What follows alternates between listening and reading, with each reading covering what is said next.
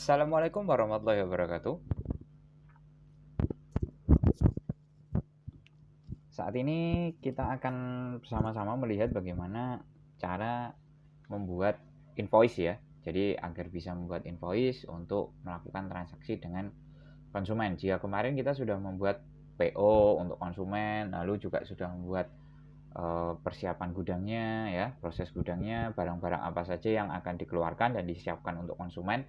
Nah, sekarang kita akan bikin invoice-nya. Oke, sebelumnya saya login dulu.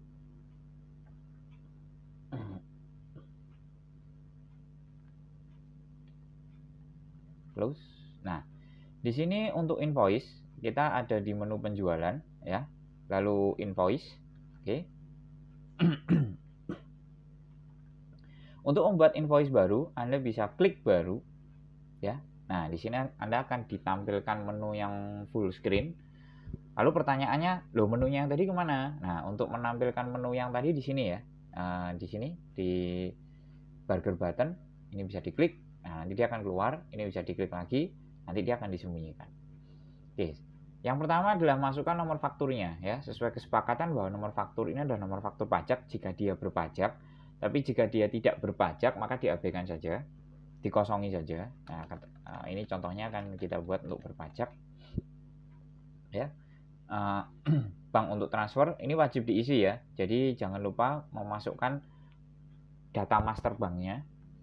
Lalu ada salesnya masukkan IM, ini juga wajib diisi. Lalu ada status barang dikirim ke gudang, berarti kita akan mengirim ke gudang supplier ya, ke konsumen ya, gudang konsumen. Lalu nomor PO-nya kita ambil ya. Oke, kita punya nomor PO. Oke. Nah, ketika kita sudah mengambil nomor PO, semuanya akan muncul ya. Ya, semuanya akan muncul. Di sini tipe transaksinya adalah cash. Oke, tanggal kirimnya ini bisa kita ganti. Ya, bebas, bisa diganti kapan saja, bisa diganti.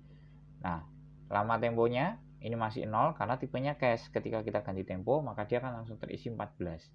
Dari mana 14 ini? 14 ini adalah dari setting master konsumen. Oke ya.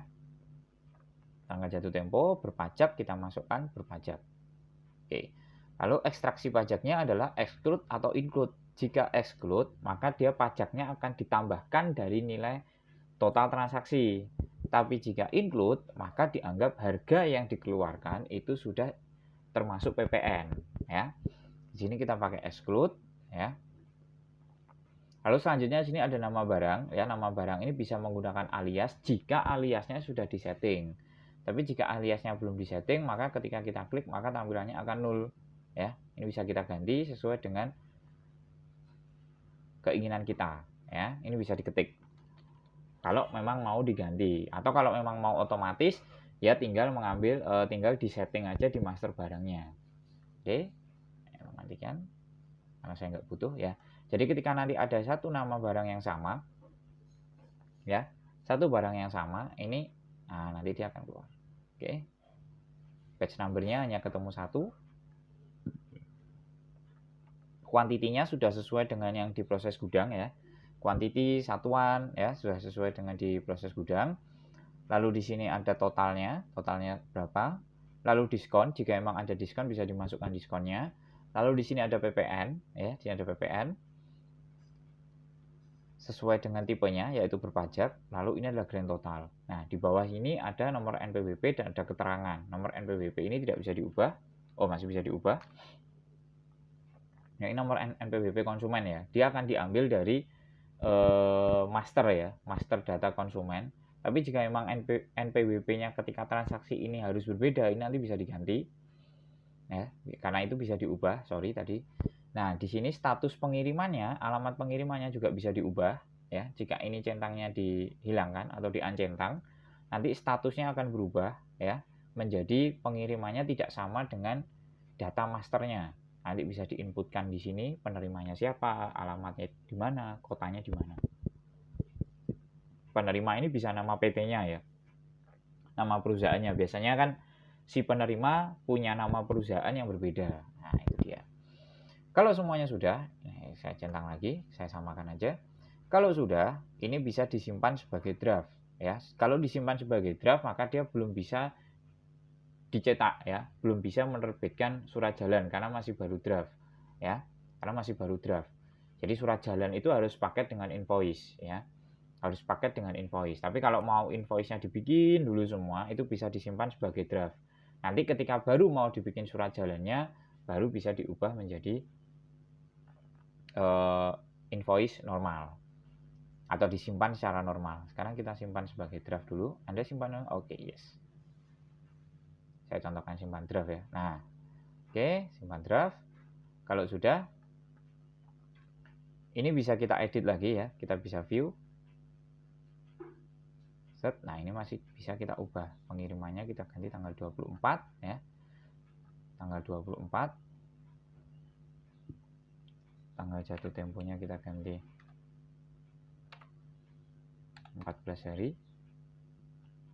Oke ya. Karena harinya dia sudah berkurang karena tadi tanggalnya diajuin, jadi nama temponya jadi berkurang, harusnya kan 14. Nah, seperti itu.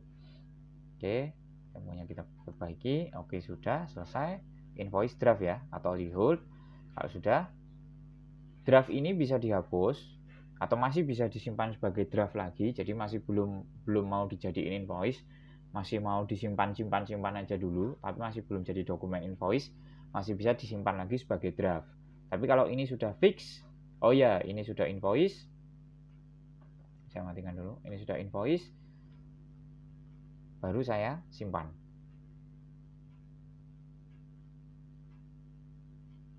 Klik simpan. Ya. Oke, pilih filter, all, ya, search.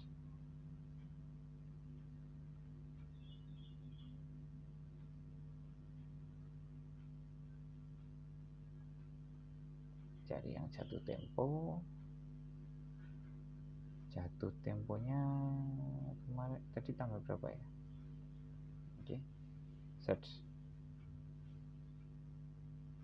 Oh sorry, customernya belum.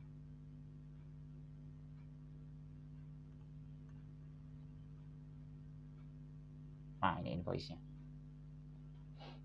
ya, ini invoice-nya. Transaksinya, tanggal kirimnya adalah tanggal 24 ya, tanggal kirimnya tanggal 24, tanggal jatuh temponya adalah tanggal 7 bulan 2 ya. Ring tanggal ini adalah ring tanggal kirim ya, jadi invoice itu dikirim tanggal berapa, jadi ini adalah ring tanggal kirimnya.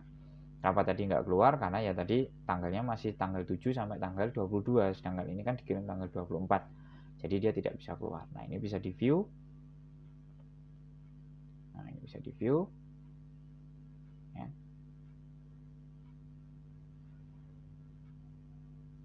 Oke, back. Ini juga bisa dicetak. Kalau sudah disimpan yang bisa dicetak.